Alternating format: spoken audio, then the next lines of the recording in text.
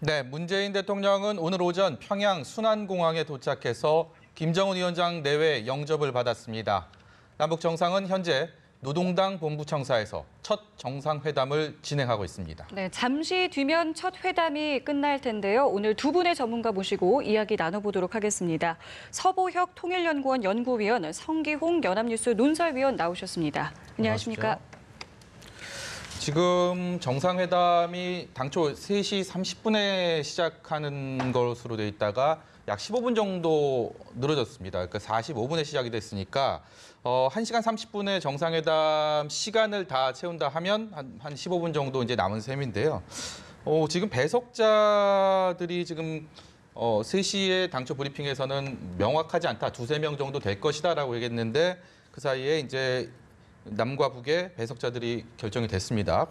확인이 됐는데 김영철 노동당 중앙위 부위원장과 김여정 부위원장, 부부장, 그다음에 우리 쪽에서는 서훈 국정원장과 정의용 국가안보실장 이렇게 배석을 한 것으로 이렇게 확인이 됐는데 이 배석자 면면 어떻게 봐야 됩니까? 확대 정상회담 과정에서는 남북한이 2명의 참모진이 배석한다고 했을 때는 지금 말씀하신 각각의 2명이 배석할 걸로 예상이 되었었습니다. 네. 한 명이 이었을 때 누구냐가 기추가 주목되었었는데요. 이제 정상회담을 만들어 나갈 때 전체 의전 그리고 의제를 조율해 나갔던 데 있어서 우리 측에서는 서훈 국정원장, 북측에서는 김영철 통전부장이 했을 네. 것이고 전체 이제 행사 일정을 이제 조율해 나가면서 향후의 어떤 협상의 어떤 방식이나 이런 것들을 해 나가는 데 있어서 김여정 부부장 그리고 정의용 비서실장이 막후에서 역할을 했기 때문에 이번 첫 회담부터 이번 예측했던 것처럼 형식적인 얘기 그만하고 바로 본격적인 회담을 해 나간다고 예측과 맞아 떨어져서 두 참모들이 한꺼번에 참여한 걸로 이해할 수 있겠습니다. 예. 이번이 이제 3차 정상회담 아니겠습니까? 지난 1, 2차와 비교했을 때 오늘 있었던 이 배석자의 면면을 또 어떻게 분석할 수 있을까요? 네, 이번 배석자의 면면은 지난 4월과 5월의 정상회담의 배석자보다는 2000년 김대중 대통령의 방북 그리고 2007년 노무현 대통령의 방북 때 정상회담의 배석자 비교해 본다면은 네. 이번 정상회담에서 얼마나 비핵화 의제에 집중하고자 하는지를 알 수 있을 것 같습니다. 2000년 정상회담 때는 당시 우리 남측의 배석자는 임동은 국정원장, 황은탁 외교안보수석 그리고 이기호 경제수석이 배석을 했고 네. 북측에서는 김용순 아태평화위원장이 배석했습니다.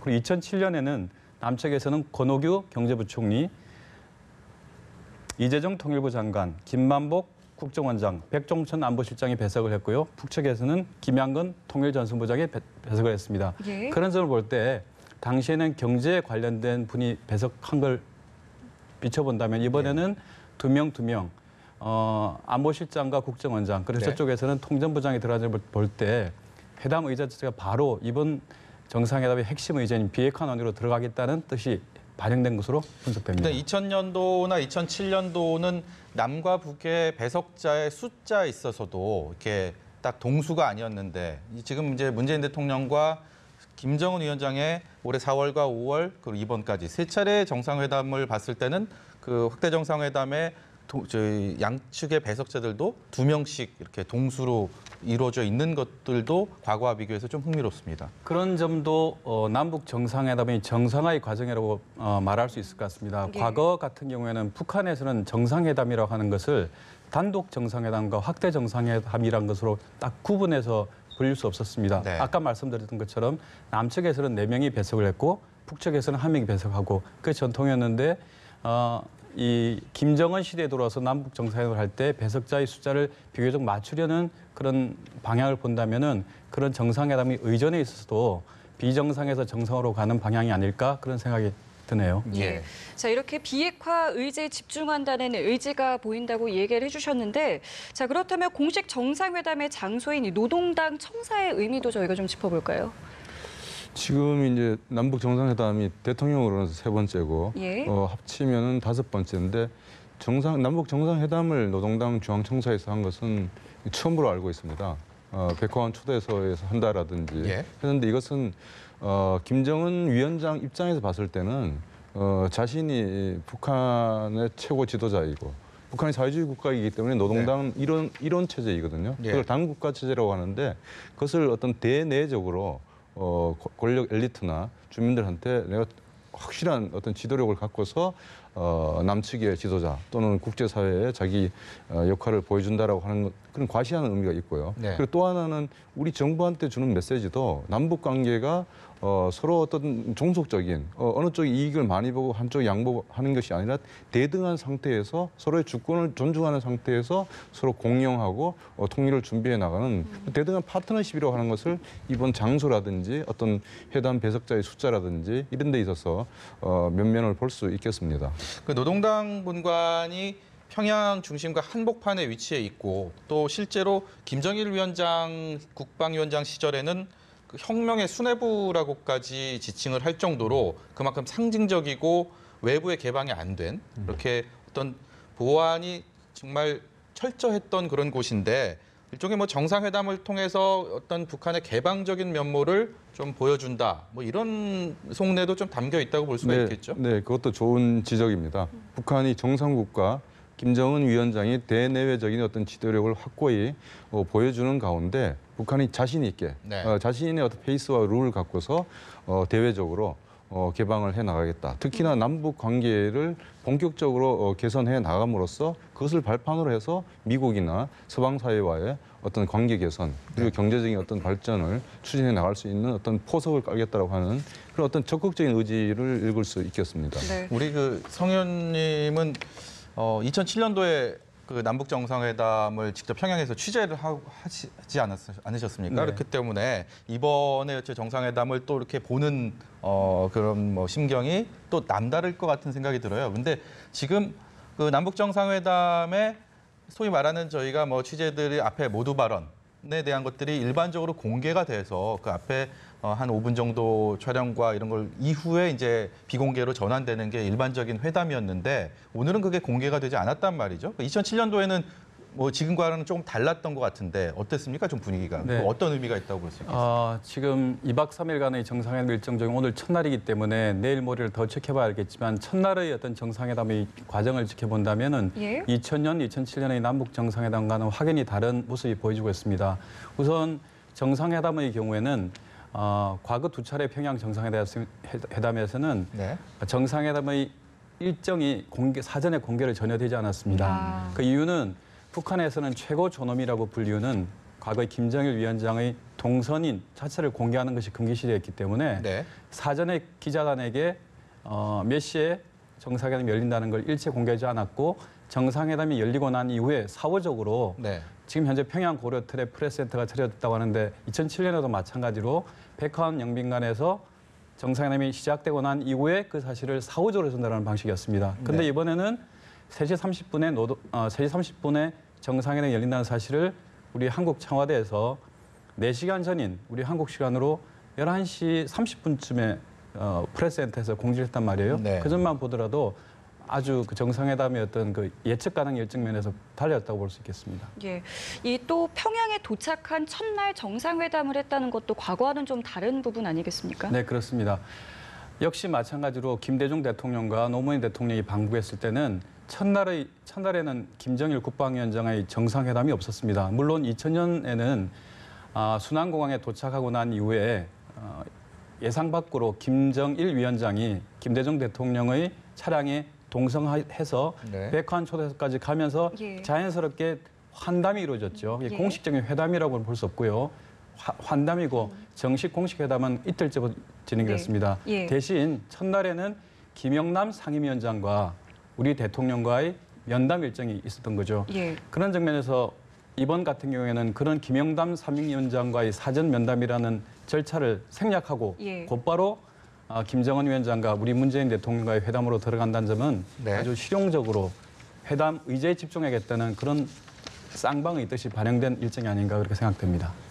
아까 이제 지금 양쪽 정상이 만나서 그 처음으로 육성이 조금 전에 공개가 됐단 말이죠. 그 백화원 영빈관에 도착해서 그 뭐 서로 이렇게 환담을 하는 그 지금 뭐 물론 우리 김정숙 여사와 이설주 여사까지 같이 동행한 네 분이 이제 얘기를 하면서 여러 가지 얘기들 육성을 통해서 하는 모습들을 봤는데 좀 그동안에 이제 한 세 차례 만나다 보니까 약간 긴장감이 예전에 느꼈던 그런 부분보다는 좀 더 격이 없고 좀 굉장히 편하게 이런 얘기하는 화기애애하고 이런 모습들을 많이 좀 느낄 수가 있었거든요. 위원님께서는 어떻게 보셨습니까? 순환공항에서도 이번에 그 김정은 내외 그리고 문 대통령 내외가 아주 자연스럽게 네. 또 아주 친한 친척이 오랜만에 만나서 자연스럽게 끌어안고 서로 한담하고 그게 초대서에서도 판문점의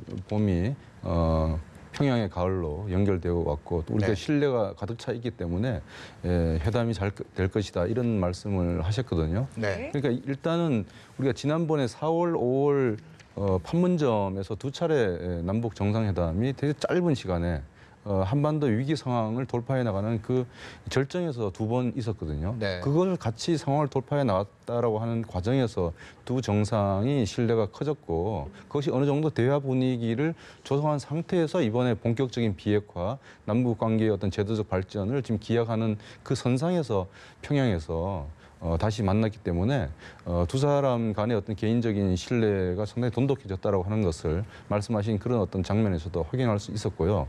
회담의 분위기는 일단 그런 어떤 조건들을 봤을 때 상당히 이제 기대해도 좋을 만한 그런 예측을 하게 합니다. 네. 그 김정은 위원장의 그 여러 가지 화법들 중에서 좀 눈길이 가는 부분이 있었습니다. 그러니까 그 영빈관을 소개를 하면서 6.15 14 때 다 여기서 했다. 뭐 그런 과거의 그런 얘기들을 꺼내면서 또 다른 발전된 나라에 비하면 그 시설의 수준이 조금 낮게 보일진 모르겠지만 우리가 준비한 최대의 성이다라고 얘기를 했고 문재인 대통령은 거기에 대해서 최고의 환영을 받은 것 같다라는 말을 했거든요. 사실 제가 격이 없다라는 느낌이 바로 여기서 들었는데 수준이 낮지만 성심성의껏 대하겠다라는 것들이 사실 북한에서 그런 스스로에 대한 부분들을 좀 인정하고 이런 전 세계에 공개되는 이런 발언을 통해서 얘기한다는 거 그렇게 쉽지 않았을 텐데요. 어떻게 보셨습니까? 그래서 화법으로서는 김정은 위원장이나 그 앞에 김정일이나 김일성 주석이나 화법은 상당히 화통해요.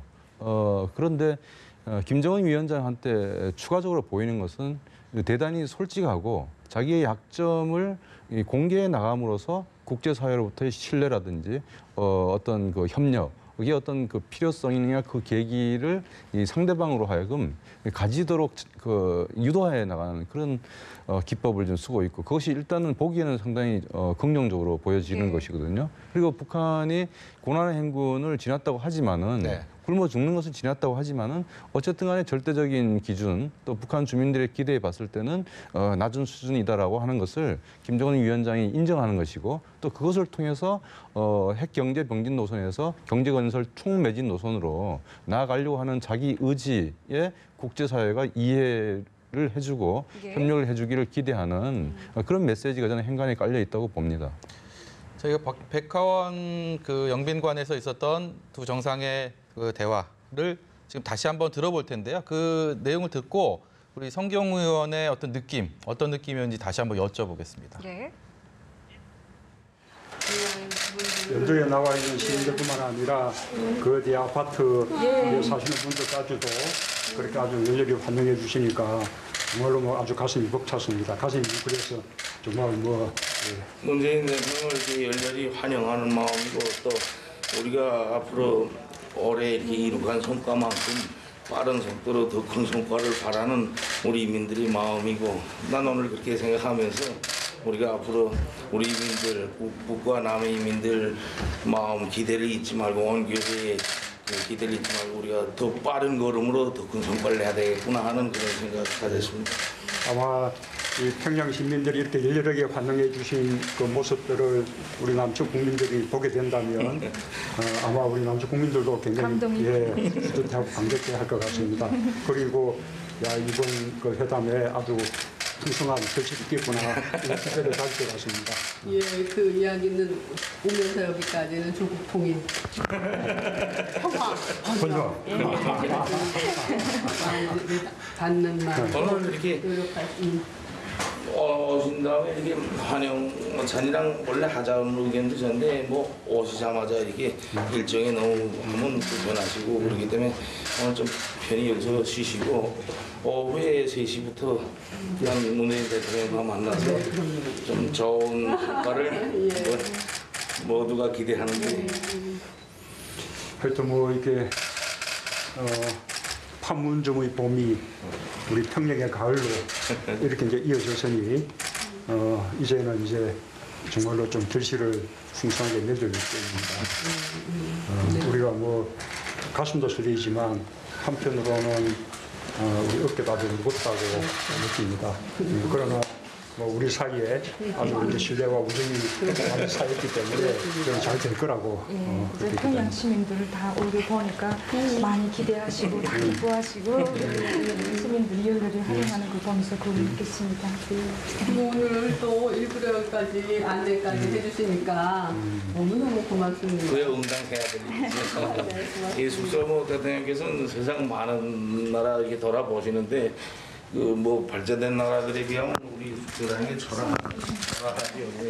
우리 최대로 이렇게 지난번에 5월달에 문재인 대통령께서 우리 판문점 우리 지역에 오셨을 때는 너무나 그 장소와 환경이 그래서 제대로 된 영접을 해드리지 못해서 그게 그리고 또 식사 한 끼도 대접해드리지 못하고 그게 늘 이렇게 가슴에 걸리고 그래서 오늘 이렇게 기다렸는데 오늘 이렇게 오셨으니까 우리 비록 수준은 좀 낮을 수 있어도 최대 성의를 다해서 성의를 마음을 보인 이게 숙소고 또 일정이고 하니까 뭐 우리 마음으로 받아주시면 좋겠습니다. 네, 오늘 뭐 아주 최고의 감명과 최고의 영접을 받았습니다. 다시 한번 감사합니다. 다시 살짝을 주시는데 감독하시죠.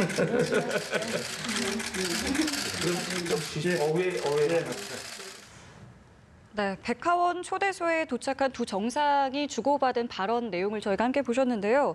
2007년 당시에도 이제 두 정상이 주고받은 환담과 비교해서 좀 어떤 인상을 받으셨는지요? 네. 그 점을 말씀드리기 앞서 요거 얘기하고 말씀드리면 좋을 것 같습니다. 오늘 순안공항에서 문재인 대통령이 트랩을 내려와서 공항에 도착했을 때 김정은 위원장과 포옹을 3차례 했습니다.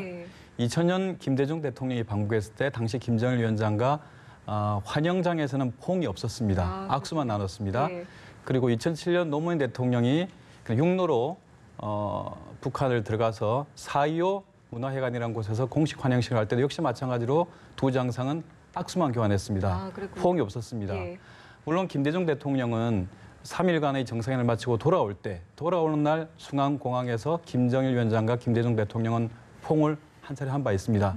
그걸 본다면은 오늘 두 정상이 만나서 순안공항에서 만났을 때 3차례 포옹했다는 것은 뭔가 정상사이의 신뢰가 그동안의 3차례 만남을 통해서 도터졌다고 볼 수 있겠죠. 그것은 그만큼 정상회담이 수시로 진행되면서 양 정상의 신뢰가 그만큼 쌓였다는 것을 반증하는 것이고 또 거기다가 처음으로 부부가 함께 남북 정상회담의 어떤 외교 현장에 나타나는 것 자체가 분위기를 부드럽게 만드는 큰 요인이 되지 않았을까 생각됩니다. 그런 점에서 아까 잠깐 나왔던 그 말 속에 문재인 대통령은 우리의 신뢰와 우정이 더 쌓였다는 말도 했고 김정은 위원장의 경우에는 그때 판문점에서 북측에서 정상회담을 가진 5월에 밥 한 끼 대접하지 못해서 굉장히 아쉬웠다는 그 말씀을 하지 않았습니까? 그런 점을 본다면 두 정상의 신뢰가 과거 2000년, 2007년의 정상들에 비해서는 수시의 만남을 통해서 도터졌다. 그만큼 정상회담의 수시화가 중요하다. 그런 점을 거꾸로 보여주는 장면이 아닌가 그렇게 생각합니다. 여러 가지 면에서 이렇게 상대방을 배려하는, 특히 이제 손님을 배려하는 모습들이 좀 느껴지는 것 같아요. 그러니까 밥 한 끼 대접하지 못해서 마음이 쓰였다고 했는데 사실 지난 정상회담 때 화제가 됐던 옥류관 냉면 직접 공수해갖고 이제 그런 부분들도 주목을 받았었는데 오늘 뭐 여기 한 얘기들 중에서 또 바로 환영 오찬을 하자라는 의견들이 있었는데 그래서 피곤하실까 봐 오시자마자 좀 쉬시라고 환영 오찬은 각각 이렇게 하는 걸로 좀 시간을 휴식과 그런 식사를 할 수 있도록 뭐 그런 것들에서도 어느 정도 배려가 느껴지고 아까 말씀하신 것처럼 3번의 포옹, 근데 3차례의 만남, 뭐 이렇게 우연인지 필연인지 모르겠지만 여러 가지 면에서 격식도 없고 신뢰가 쌓여 있다. 뭐 이런 것들이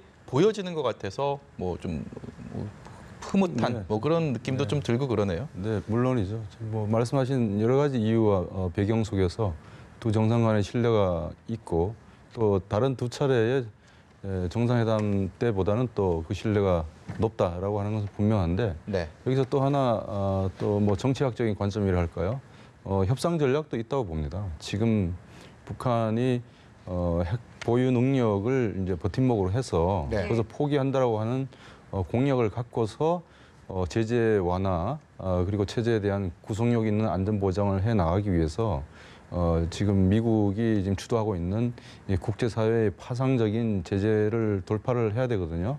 하기 위해서는 지금 가장 가까운 신뢰가 가장 두터운 남북 사이의 관계를 최대한 끌어올리면서 예. 또 그것을 해 나가기 위해서 문재인 대통령과 쌓아놓은 신뢰를 적극적으로 활용하면서 비핵화의 의지를 다시 한번 밝히면서 미국의 어떤 압박이나 어떤 제재 또 완화 이런 것들을 추구하기 위해서 대단히 이 정서적인 또 한국민들이 공유하고 있는 여러 가지 어떤 문화적인 이런 것들을 적극 활용하는 측면도 없지 않다고 봅니다. 네, 뭐 이렇게 뭐 신뢰와 우정을 바탕으로 정상회담 첫날을 이어가고 있는데요.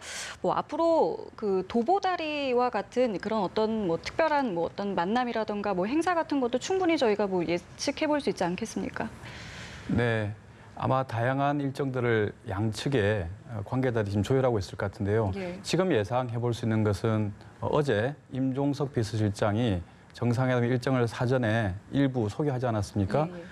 오늘과 내일 오전까지 정상회담이 이루어지고 정상회담에서 합의가 도출된다면 오전에 공동 기자회견을 가지고 오후에 다른 일정을 소화하고 마지막 날 오전에 일정이 좀 비어 있습니다. 네. 그때 친교 일정이 잡힌다고 한다면은 대통령의 귀국 일정이 좀 지연될 수 있다 이런 말을 했거든요. 예. 그렇게 본다면은 제2의 도보다리와 같은 그런 풍경은 어쩌면 마지막 날 다양한 어떤 장소에서 두 정상이 대화를 하는 그런 장면이 나오지 않을까 기대해 봅니다.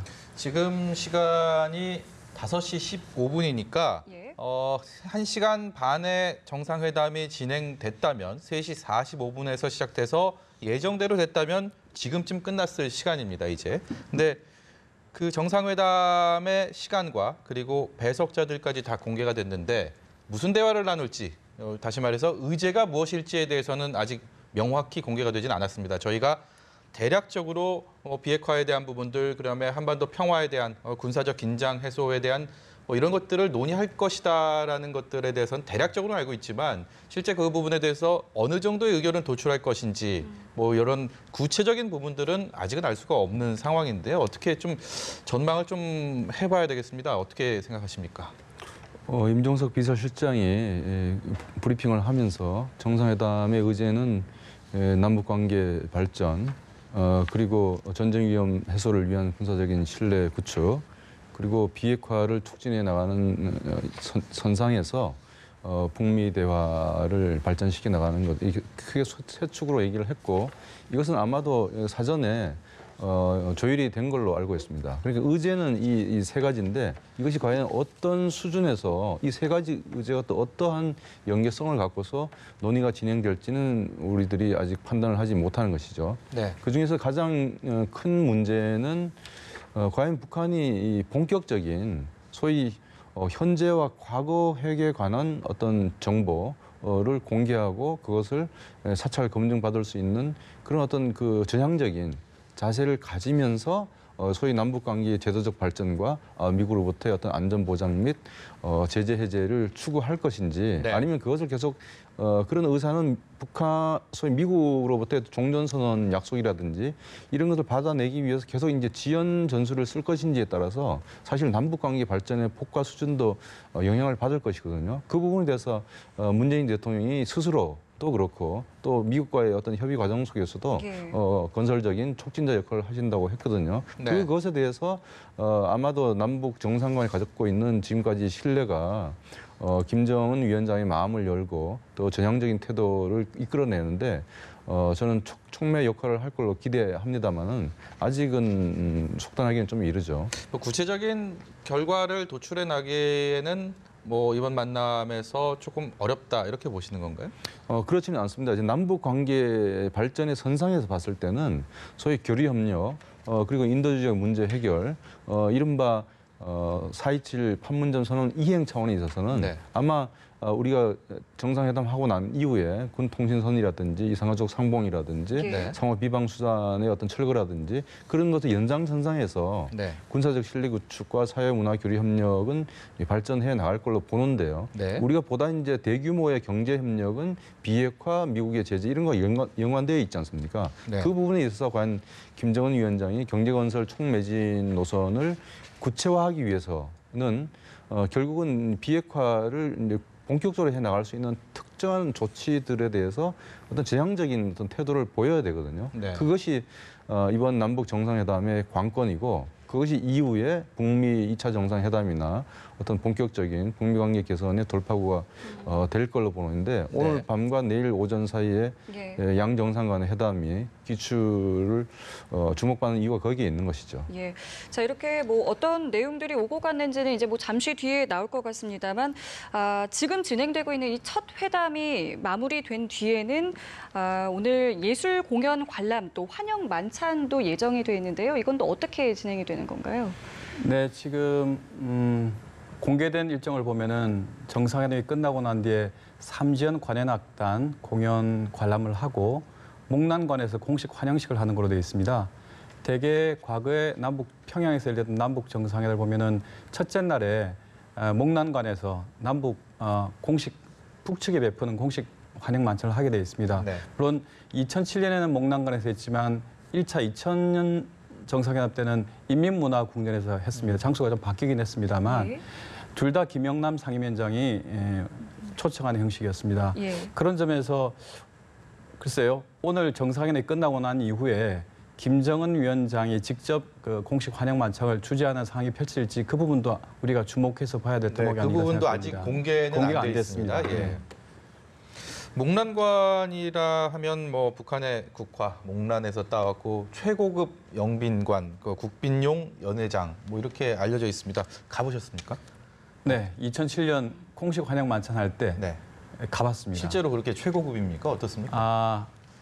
실제로 그당 노동당 청사가 공개되지 않았습니까? 네. 저기 우리 대북 특사단이 가거나 폼페이오 국무장관이 노동당 청사에 갈 때 보면은 승용차가 그 건물 안까지 쭉 들어가도록 돼 있지 않습니까? 네. 목난관도 마찬가지로 차들이 그 귀빈이 그 식당으로 입장하는 그 문까지 예. 안까지 쭉 들어가도록 돼 있던 그게 아주 특이해 보였고요. 실제로 목난관은 그 공식적인 북한의 국빈 연회장입니다. 규모도 과거에 굉장히 큰가 봐요. 전체 방북단이 다 참석을 한다고 하니까. 아주 대형 연회장이라고 볼 수 있겠습니다. 세종문화회관 네. 내에 있는 세종홀 정도 크기만 할까요? 예. 그래서 거의 이번에 간 방북단 200명이 좀 넘는 걸로 알고 있습니다만은 공식 수행원 그리고 특별 수행까지 아마 모두 다 들어갈 수 있는 공간은 충분합니다. 네. 네. 저는 오늘 되게 인상 깊었던 오전의 장면 중에 하나가 여러 가지가 있었지만 그 카퍼레이드를 하면서 북한의 그 여명거리라는 그 초고층 건물들이 운집해 있는 그곳을 이렇게 지나가는 걸 보면서 우리가 이전에 봤던 평양의 모습들, 예전 과거의 기억 속에 있는 북한의 모습들이랑은 상당히 많이 다르구나. 어느 정도의 좀 의도했던 저런 연출 효과도 있겠지만 실제로 그런 서망에 비치는 모습들이 과거의 북한과는 좀 다른 부분들을 좀 느꼈거든요. 어떻게 두 분은 보셨습니까? 여명거리가 저는 좀 인상적으로 좀 받아들여졌는데. 여명거리, 그리고 과학적 거리, 그리고 대동강변, 뭐 요즘 북한의 평양 일대에는 상당히 호화롭고 그리고 고층 빌딩이 많이 있습니다. 그게 이제 과시형, 전시형도 있지만은 김정은 위원장 들어서 성군 정치에서 네. 성경 정치로 주민들의 일상생활과 복리를 위해서 최고 지도자가 정책 전환을 했다라고 하는데 멈추지 않고 그 실제로 계속 노동당 국무위원장으로서 당뇨들에게 계속 체근을 하고 현장 시찰을 하면서 그 중심에 있는 평양은 모범으로서 잘 갖고 쥐고 있고 특히나 이 청년들과 과학자들에 대한 배려가 상당히 높다고 해요. 그것이 북한 입장에서는 앞으로 이제 도약 발전해 나갈 수 있는 어떤 인적 자원이기 때문에 이들에 대한 투자가 결국은 국가 발전 경쟁력하고 직결되는 것이기 때문에 평양은 실제 도시 조경에서도 그렇고 또 주요 엘리트들, 국가과학기술 인력들에 대한 어떤 배려 등등의 차원에서 상당히 큰 투자를 하고 있는 걸로 알고 있고 오늘 노동신문에 보더라도 사회주의 성경을 발전시키기 위해서 전 당원들이 일떠서야 된다 네. 하는 그런 어떤 기사도 크게 났었거든요. 네. 이게 분명하게 경제, 과학기술, 미래에 대한 어떤 키워드를 갖고 김정은 정권은 그 나름대로 평양을 중심으로 자기 정책을 펼쳐나가고 있는 것을 아마 우리 이제 언론이 대통령의 뭐 프레이드까지 포함해서 예. 보여주는 것을 봤으니까 더 큰 준비를 했겠죠. 네, 좀 첨언하자면은 여명거리는 그 순환공항에서 평양으로 들어올 때 들어가는 초입에 가까이 있습니다. 그러니까 네. 평양의 북쪽에 있는 게 여명거리라고 할 수 있겠고 아까 말씀드린 미래과학자 거리 같은 경우에는 좀 남쪽에 있습니다. 네. 그래서 미래과학자 거리 같은 경우에는 근처에 김책공대가 있고 여명거리에는 근처에 김일성 종합대학이 있습니다. 그래서 두 거리 모두 김정은 위원장이 집권하고 난 뒤에 아주 역점을 기울여서 개발하고 있는 거리이기도 하고 예. 우리 한강에 그 층고 제한이 되게 한 35층 정도이거든요. 근데 여명거리 같은 경우에는 그게 고층 아파트 높이가 70층, 80층까지 올라가고 있습니다. 그래서 여명거리를 조성하면서 평양의 스카이라인이 완전히 바뀌었다는 평가를 받고 있거든요. 네. 그런 점에서 김정은 위원장으로서는 오늘 문재인 대통령과 함께 무게차 카프레이드를 그 거리 쪽으로 예. 가고 싶은 생각이 있을 겁니다. 네. 그래서 연명거리를 오늘 통과했던 것이고 아마 내일이나 모레의 다른 일정 중에 미래과학자 거리에 가는 일정도 한번 기대해 볼 수 있지 않을까 생각됩니다. 11년 전에 또 이제 평양 순환공항에서 숙소로 이동을 하면서 그 차량 안에서 본 평양의 거리가 있었을 텐데요. 그때 보셨던 그런 느낌들이랑 오늘 상황들 봤을 때 좀 어떤 차이점이 있어 보입니까? 그 11년 전에 2007년인데 그때는 이제 순환공항에서 오지 않았고 예. 이제 노무현 대통령이 육로를 통해서 갔기 때문에 네네. 그 개성 고속도로를 아하, 타고 올라가가지고 예, 이렇게 남쪽에서 쭉 진입하는 방식이거든요. 예. 그때도 마찬가지로 그 신호로 진입해서 인민문화궁전이라는 곳 앞에서 네. 김영남 상임위원장이 노무현 대통령을 맞이해서 무게차를 타고 카프레이드를 하게 됩니다. 20분 정도를 평양 시내를 한 6km 구간을 20분에 걸쳐서 카프레이드를 하면서 평양 시민들로부터 아주 대단한 그 환영을 네.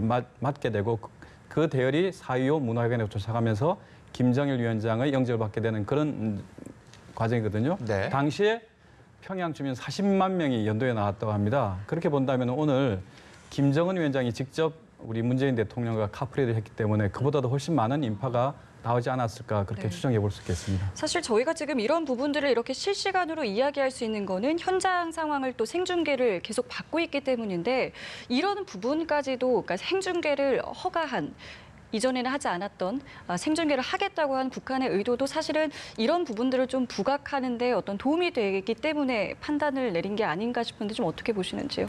좀 정치 변동론적 차원에서 봤을 때는 이 사회주의 국가가 상당히 경직되고 폐쇄된 유형이 있고요. 네. 또 거기에서 체제의 한계를 느껴서 국제사회와 교류나 어떤 개방적인 정책으로 노선이 전환되면서 예. 초기 개혁 개방의 어떤 그런 방향으로 노선 선회를 하면서 자기 체제의 어떤 민감하지 않은 부분, 다시 말해서 비정치 이념적 부분에 있어서는 부분적으로 공개해 나가면서 협력과 교류를 유도하는 그런 측면이 있고, 결국 급진적으로 변화를 해 나갈 때는 결국 이제 체제가 완전히 전환되기 직전 상태죠. 크게 봤을 때는 지금 현재 김정은 위원장이 보여주고 있는 개방적이고 솔직하고 적극적인 이런 태도는 중국과 베트남의 초기 개혁 개방의 단계와 비슷하다고 보는데요. 네. 그만큼 국제사회로부터의 어떤 지원과 협력을 이끌어 나가려고 하는 의지임과 동시에 그렇게 해 나가도 우리 체제는 흔들리지 않고 자신 있게 외부의 사조를 우리가 흡수하고 자기 시기에 맞게 토착을 할 수 있겠다고 하는 자신감도 반영돼 있다고 볼 수 있는 것이죠. 그런데 그렇게 서방 세계 또는 국제사회로의 어떤 전면적인 진출을 해 나가기 위해서는 국제사회의 일원이자 가장 가깝고 산업화의 어떤 모범이 되고 있는 한국, 남한과의 어떤 전면적인 교류 협력 또는 신뢰관계의 제도화가 이루어지지 않으면 그것이 하나의 리트머스가 되겠죠. 국제사회 시선에서 봤을 때는. 그렇기 때문에 아마도 강력한 제재도 있고 해서 예. 아마 문재인 정부와 문재인 대통령과의 어떤 상당히 그 끈끈하고 적극적인 신뢰 고조를 하려고 하는 것 같습니다. 양 정상이 서로 듣고 싶은 말도 많고 뭐 하고 싶은 말도 많겠지만 지금 정세를 봤을 때는 북미 간의 그 비핵화의 어떤 회담과 이행 과정들이 이렇게 순조롭지 않았단 말이죠. 최근에 이제 폼페이오 장관의 방북도 취소가 됐고 약간 흔들리는 그런 상황에서 김정은 위원장 입장에서는 좀 더 문재인 대통령을 통해서 미국에다 하고 싶은 얘기들이 많이 있을 것이고 문 대통령도 중간에 중재자로서 어느 정도 또 역할을 하는 그런 부분들을 양측이 서로 기대하고 있는 부분이 있을 텐데 어떻게 순조롭게 진행이 될 수 있다고 보십니까? 아니면 여러 가지 장애물이 있는 건 사실인 것 같아요. 네. 이번 정상회담이 성공적으로 이루어져서 이 낙관적으로 앞으로의 정세를 예측한다고 하면은 네.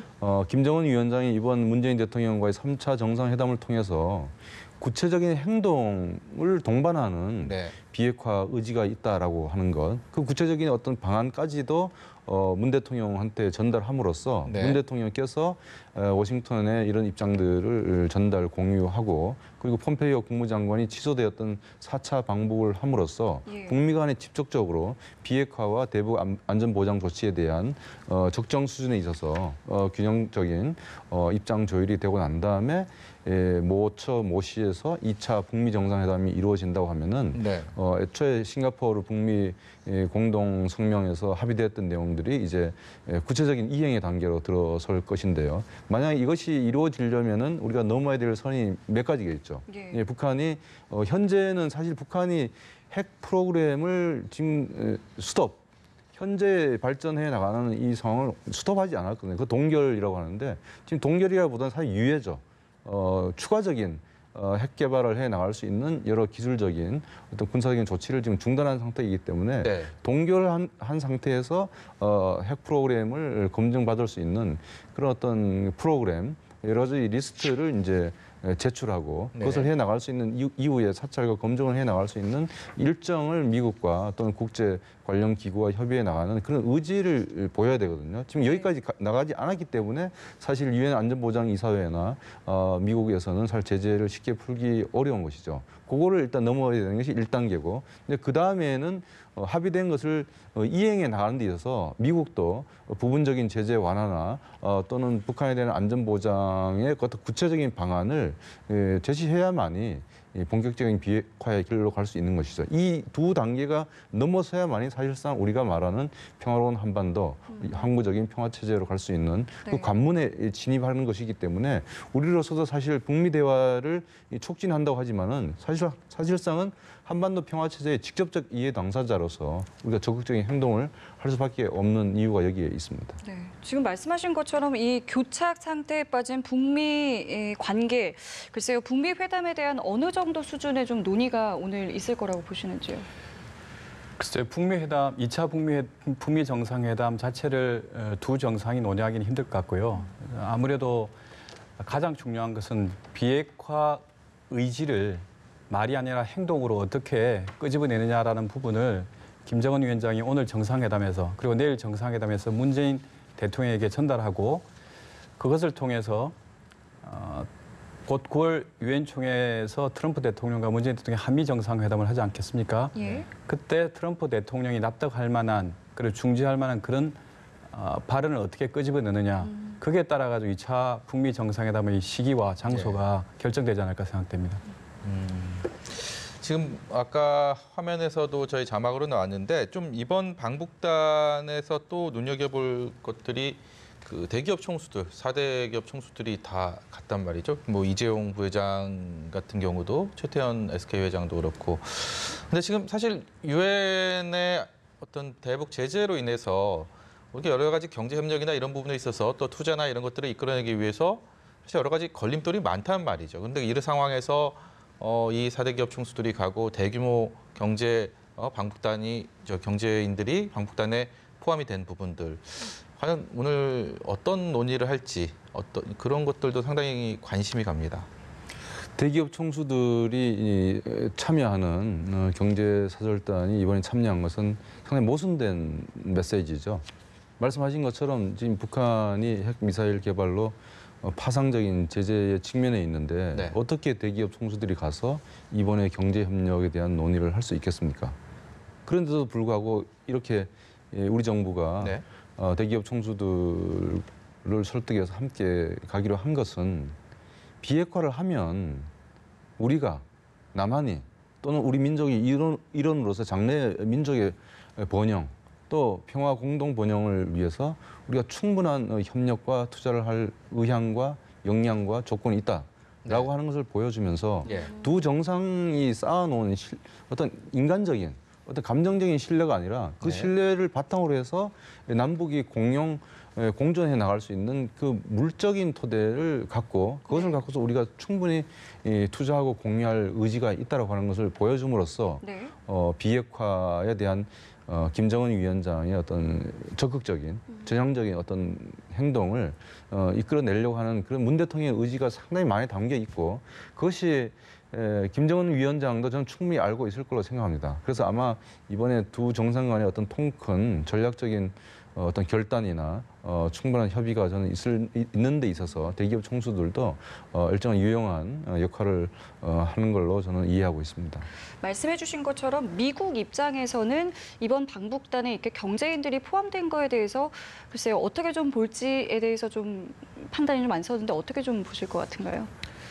미국 입장에서는 공식적으로 국무부라든지 백악관 같은 경우에는 북한의 가시적인 비핵화에 대한 실질적인 진전이 없는 한은 국제사회 대북 제재라는 것은 흔들림 없이 예. 진행돼야 된다는 입장이죠. 예. 그런 점에서 우리 경제 협력 그리고 기업인의 방북이라는 부분들이 그런 것들을 그런 제재망에 이탈한 하나의 신호가 되지 않을까라는 부분에서는 우리가 있는 것 수도 있다고 생각합니다. 네. 그렇지만 아까 우리 서 의원님께서 말씀하신 대로 우리 방북단의 기업인들을 포함시킨 이유는 비핵화를 이행했을 경우에 그 너머에 있는 미래가 어떤 것인지 김정은 위원장은 북한 체제의 경제 발전을 가장 핵심적인 어떤 의제로 지금 삼고 있지 않습니까? 예. 그런 부분에 대한 어떤 도움, 지렛대가 될 수 있다는 그런 메시지를 우리 한국 정부가 주는 차원에서 방북단의 그런 경제 파트 기업인들을 많이 포함시켰다는 점에서 충분히 적정한 선에서 이해를 할 것으로 생각합니다. 지금 뭐 화면에서도 그 방북단의 면면이 나오고 있는데 문화예술 분야나 체육 분야 그리고 뭐 산림, 교통, 뭐 철도 이런 부분에 대해서는 그래도 여러 가지 공감대를 형성하기가 앞서 두 차례 정상회담을 통해서 서로의 좀 이미 형성이 됐고 좀 실질적인 부분에 대한 논의를 좀 하지 않겠느냐라는 관측을 해볼 수가 있을 것 같은데요. 이번 정상회담에서 우리 한국 입장에서 현실주의적 시각에서 전망할 수 있는 최대치는 북한이 곧장 완전한 핵폐기를 할 수는 없을 테니까요. 네. 이런 상황 하에서 대북 제재가 유지되는 상황 하에서 남북 협력이 과연 어느 범위, 어느 수준까지 가능한 거냐라고 네. 하는 것을 이번 두 정상회담 결과에서 아마 보여줄 걸로 기대합니다. 그것은 크게 두 가지 측면인데요. 첫 번째, 전쟁 위협과 서로의 우발적인 충돌을 예방할 수 있는 군사적 신뢰 구축을 판문점 선언에서 합의한 대로 육상과 해상, 공중에서 가능한 조치를 다 취한다. 예, 그것은 현재 군사 분계선과 DMZ, 비무장지대에서는 지금 구체적인 군사적 신뢰 구축에 대해서 지난번 군사 실무 회담에서 합의가 됐거든요. 네. 문제는 해상에서의 해상 경계선에 대한 입장 차이가 있기 때문에 평화협력지대 네. 수역 네. 그리고 그것에 따른 공동 어로 활동에 대해서 지금 아주 협의가 남아 있습니다만 네, 네. 결렬된 게 아니거든요. 네. 그래서 우리가 예상 가능하고 그리고 지속 가능한 군사적 실력 구축을 해 나가기 위해서는 우리가 91년 남북 기본 합의서에서 합의했던 대로 남북 군사 공동위원회를 꾸려서 계속 군사 협력의 폭을 넓혀 나가고 해 나갈 수 있는 그런 협의가 가능하고요. 예. 그다음에 사회 문화, 역사, 종교, 체육 그리고 인도주의 이 분야에 있어서도 우리가 이것은 제재와 관계없는 네. 말 그대로 이것은 북한의 어떤 국제사회의 노출을 높여나가고 또 민족간의 동질성을 회복해 나가고 하는 유용한 프로그램이기 때문에 네. 이 부분도 이산가족 상봉을 정리해 나가는데 금강산 면회소를 상설화한다라든지 예. 아니면 사회문화 교류를 상설화해 나가기 위해서 이번 개성에서 열린 개성에서 지금 이번에 설립된 남북 공동 연락 사무소 등을 활용해서 제도적인 방식으로 교류 협력을 해 나갈 수 있을 걸로 봅니다. 이렇게 되면은 우리가 2007년에 2차 정상회담 때 얘기했던 이 남북 관계 발전의 제도화, 네. 낮은 수준의 남북 연합 또는 사실상의 통일로 진입할 수 있는 것이죠. 비록 제한은 있지만은 그것이 이번 정상회담에서 우리가 취할 수 있는 최대의 목표치가 아닌가 싶습니다. 한국 경제인들이 리용남 내각부총리를 면담을 한다라고 아침부터 계속 전해드리고 있습니다. 지금 이 시간에 이제 만나고 있을 텐데 예. 리용남 내각부총리는 이제 북한의 어떤 경제 부분에 대해서 상당히 특히 대외 경제에 대한 여러 가지 책임을 지는 그런 자리 그리고 그 리용남 내각부총리를 우리 경제인들이 만났을 때 북한 측에서 어떤 것들을 요청할 수 있겠습니까? 현실적으로. 북한 측은 당연히 민족 경제의 균형적 발전, 지난 김대중, 김정일, 노무현, 김정일 정상회담 때 합의했던 그 대원칙을 갖고서 네. 그리고 또 그 연장선상에서 좀 전에 김정은 위원장이 얘기했던 우리가 지금 좀 여의치 않다. 발전이 아주 낮다라고 네. 하는 것들도 지금 우리 경제사절단이 가서 경제부총리랑 만나서 경제협력 가능성에 대해서 논의하는 것하고 지금 맞물려 있거든요. 그렇기 때문에 아마 그와 같은 요청을 민족 경제의 균형적 발전 뭐 이런 차원에서 얘기할 텐데 아마 우리 경제사절단들은 어떤 구체적인 어떤 합의는 말할 것도 없고 예. 북한 측이 요청하거나 제시하고 있는 어떤 경제협력 방안에 대해서 아주 긍정적인 답을 하기는 상당히 어려울 것입니다. 그렇게 해와도 제재 국면에서 쉽지 않을 것이기 때문에 아마 충분히 상황 인지는 한 상태에서 어떤 북한의 어떤 경제 협력에 대한 의지 또 북한의 산업 인프라에 대한 이해 차원에서 이번 경제 총수들의 방문은 이루어질 걸로 이해하고 있습니다. 예, 그러니까 뭐 실무적인 수준까지는 아니더라도 어느 정도 이제 의견은 교환할 수 있는 수준에서의 대화는 오고 갈 수 있다. 뭐 이런 말씀이신 거죠? 그렇습니다. 예. 저희가 뭐 올 4월 때부터 올 초부터 이렇게 쭉 보면 일단 날씨의 흐름대로 이런 한반도 정세, 남북 관계, 그다음에 북미 관계, 뭐 한반도의 평화 이런 부분들이 그렇게 움직이는 것 같습니다. 봄에 한반도에 봄이 찾아오면서 판문점에서 남북 정상이 만났고 그다음에 북미 정상회담까지 순조롭게 가는가 싶었더니 한여름에 유독 더웠던 올 여름을 지내면서 약간 삐걱대는 모습들 그리고 가을에 다시 평양에서 만났단 말이죠. 이런 일련의 흐름들 좀 우연의 일치 아니면 전체적인 어떤 그 정세 흐름에 있어서 성 의원께서는 어떻게 좀 보셨습니까? 네, 대체로 역대 남북 회담을 보면은 그 모두 발언에서 네. 양측의 대표들이 날씨를 그렇죠. 소재로 대화를 많이 합니다. 뭐 얼음장 밑에 뭐 봄이 오는 소리가 들린다랄지 뭐 그런 얘기를 하고 있는데 사실 한반도의 봄, 아까 대통령도 평양의 가을 말씀하셨는데 네. 그 사실 또 가을 다음에는 겨울이지 않습니까? 겨울에는 눈도 내리고 추위도 올 수 있고 그렇기 때문에 이후에 북미 정상회담이라든지 그리고 북미 비핵화 협상이라 하는 것들도 사실 순탄치는 않을 걸로 생각됩니다. 예. 그런 점에서 남북 정상회담이 이번 남북 정상회담이 2차 북미 정상회담으로 가는 징검다리가 되어야 된다는 그런 말들을 많이 하는데 가을에 평양에서 거둔 어떤 추수가 네. 일반적으로 겨울을 견뎌내기 하는 어떤 양식이 되지 않습니까? 네. 그런 점에서 북미 협상 과정에서 여러 가지 험로가 있다 할지라도 양측의 어떤 신뢰를 두텁게 함으로써 여러 험로를 꾸준히 개척해 나갈 수 있는 그런 정상회담, 예. 가을의 추수가 되기를 굳이 날씨에 비유한다면은 그렇게 얘기할 수 있을 것 같습니다. 오늘 문재인 대통령의 그 순환공항 도착 이후에 방북 소감이 조금 전에 나왔거든요. 이제 김의겸 청와대 대변인을 통해서 서면 브리핑이 나왔는데 내용을 보면 눈길을 끄는 부분들이 이번에 이제 문재인 대통령이 5번째 방북이라고 합니다. 그러니까 첫 번째는 이산 가족 상봉을 했고 개성을 방문했었고 그다음에 판문점에 두 차례 그 정상회담 그리고 사실 평양은 처음인데 좀 평양을 보는 본인의 느낌이 우리 강산이란 느낌이 들었다. 뭐 이런 얘기를 했어요. 그다음에 뭐 갈라진 땅이라고 전혀 느낄 수 없었다. 이런 소감을 말했는데 어떤 심경이었을까요? 그 비행기 공군 1호기의 창문 밑으로 보였던 평양 시내 그리고 문재인 대통령의 이 소감들.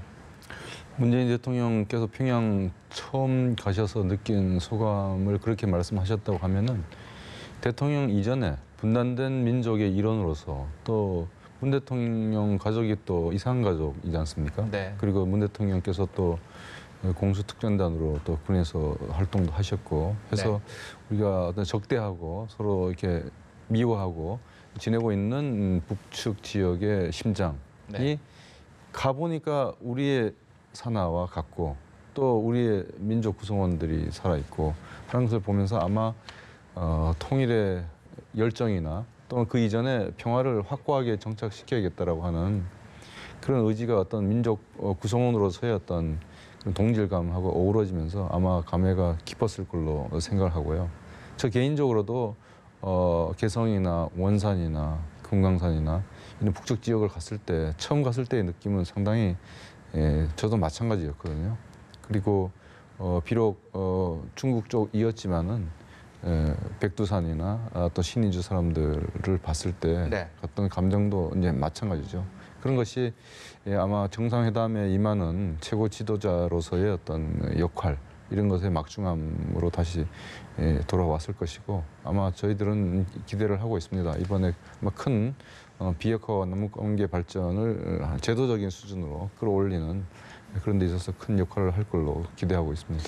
문 대통령이 또 소문난 등산 애호가로 잘 알려져 있지 않습니까? 그 등산 굉장히 좋아하는데 그래서 어제까지도 과연 이번 2박 3일의 방북 일정 동안 백두산을 가는 뭐 그런 깜짝 이벤트가 있을까라는 여러 언론의 그런 전망성 보도들이 나왔는데 그 관련한 좀 이번 소감이 또 나왔습니다. 뭐 성유미 앵커가 좀 소개를 해주시고 우리 성경 위원께서 그에 대한 좀 내용을 좀 설명을 해주시죠. 예, 이제 문 대통령이 한 발언인데요. 이제 백두산에 가긴 가되 중국이 아닌 북쪽으로 올라가겠다라고 그동안 공언을 해왔기 때문에 백두산으로 갈 수 있는 뭐 여러 번의 초청이 있었지만 그동안 사양을 했었고 그 말을 좀 괜히 했나 보다라고 후회를 했었다. 뭐 이런 이야기를 했는데요. 뭐 오늘 이제 북측을 방문하면서 이런 이야기를 했다는 것도 뭐 여러 가지 또 의미가 있겠죠. 약간 여운을 두었다, 기대감을 가지고 있다라고 또 볼 수 있을까요? 그럴 텐데 이번 평양 방문 기간 동안의 소망이라기보다는 좀 길게 내다보고 하늘길을 통해서 북녘 땅으로 접어들면서 비행기에서 내려본 북녘 땅을 내려다보면서 느낀 다양한 감회들을 이런 식으로 표현했다고 생각되는데요. 문재인 대통령은 과거에 김정은 위원장에게도 백두산이나 개마고원에 꼭 가고 싶다는 말을 한 적이 있지 않습니까? 그런 면에서 언젠가 백두산에 가고 싶다는 뜻을 말한 것으로 봅니다만은 지금 많은 그 전문가들이나 언론에서 혹시 이번 2박 3일간의 어떤 평양 방문 일정 중에 친교 일정의 하나로 백두산이나 개마공원을 혹시 가는 건 아니냐 그런 관측도 나오는 걸로 알고 있습니다. 시간적으로 헬기를 타고 간다면 충분히 가능한 시간이겠지만 글쎄요, 제가 개인적으로 본다면 이번 남북 정상회담이 3대 의제, 남북관계 개선, 그리고 비핵화를 위한 북미 관계 증진, 그리고 한반도 군사긴장 완화라고 하는 3가지 의제, 그중에서도 많은 사람들, 특히 세계인들까지도 비핵화에 대한 어떤 가시적인 어떤 성과가 나오냐가 주목되는 마당에 백두산이나 개마고원에 가는 것은 의제의 초점을 좀 분산시키는 의도치 않은 결과를 초래하지 않을까라는 생각이 들고요. 예. 그런 점에서 대통령께서 말씀하신 백두산에 대한 언급의 경우에는 정서적으로 하늘길을 통해서 북한 땅을 밟아보니 하늘에서 내려본 남과 북의 땅은 결코 다른 땅이 아니더라. 그렇기 때문에 남과 북은 함께 공존해야 되고 평화를 향해서 나아가야 되고 그런 메시지를 전하는 말로 볼 수 있을 것 같습니다. 현재가 아닌 좀 미래를 뭐 생각하는 뭐 그런 발언이다. 그렇게 보는 것이 타당하지 않을까 개인적으로 생각합니다. 예. 자, 그리고 점심 식사는요, 이제 숙소인 백화원에서 했는데, 여기 함께한 인물들도 이제 드러났습니다. 정의용 청와대 국가안보실장, 서훈 국가정보원장과 처음에는 이제 식사를 같이 하다가, 이제 후에 조명균 통일부 장관, 강경화 외교부 장관, 송영무 국방부 장관과도 함께 이제 식사를 했다라고 하면서, 이제 아마 여기서 이제 정상회담의 사전 준비가 좀 있었던 것 같은데요. 어떤 이야기들이 보통 이 자리에선 좀 오고 가는지 궁금한데요. 글쎄요. 지금 위원님 말씀처럼 정상회담을 앞두고 이미 의제는 이제 합의가 된 거죠.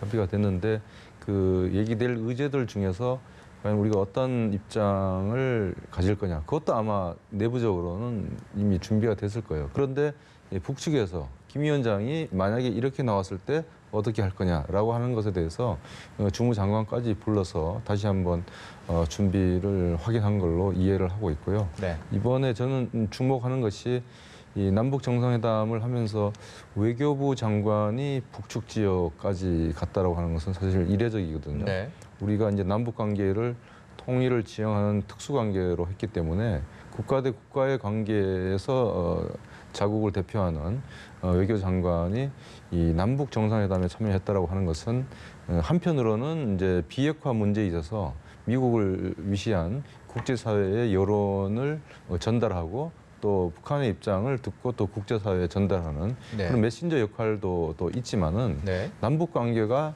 일단은 통일을 가기 위해서는 평화 정착, 남북 간 체제 존중의 전제하에서 서로 공존 공용하는 관계를 튼튼하게 안착시키지 않고서는 통일을 가기 어렵다라고 하는 상황 판단이 지난번 문재인, 김정은 두 분 사이에 두 차례의 정상회담 속에서 그리고 작년에 전쟁 위기까지 갔던 그런 상황을 겪으면서 분명한 공감대가 있었을 것입니다. 그런 점에서 강경화 장관이 이번 정상회담에 참여한 것에 대해서는 해석할 수 있고 아까 앞서서 경제 총수들 몇 명이 이번에 갔다고 얘기했지만은 김동연 경제부총리는 이번에 참여하지 않았거든요. 네. 그것이 앞서 말씀하신 것처럼 2007년에 14남북 정상회담 할 때에 수많은 경제 교류 합의 그것을 추진해 나가기 위한 경제 강요들도 참여를 했었거든요. 예. 그 부분에 비해서 봤을 때는 남북 간 사회문화 교류 협력은 중심을 두지만은 역시 비핵화와 군사적 실력 구축 이 부분이 이번 정상회담의 최고 의제다라고 하는 것을 다시 한번 말해주고 있습니다.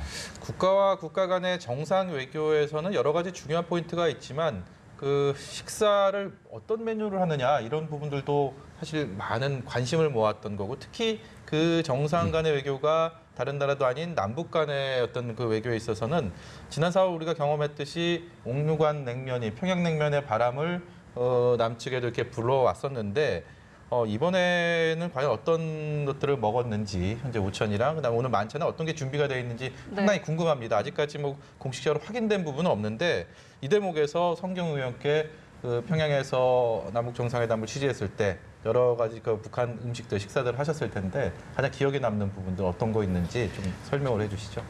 글쎄요, 뭐니 해도 북한 특히 평양에 다녀온 사람들 같은 경우에는 옥류관 냉면을 빼놓지 않고 말씀들을 하시죠. 네. 저도 개인적으로는 평양 옥류관에서 먹었던 평양냉면이 잊을 수 없고요. 네. 평양에서 알려진 4대 음식이라고 하면 평양냉면, 네. 그리고 평양 온반, 그리고 대동강 숭어국이라는 게 또 있다고 합니다. 숭어요. 네.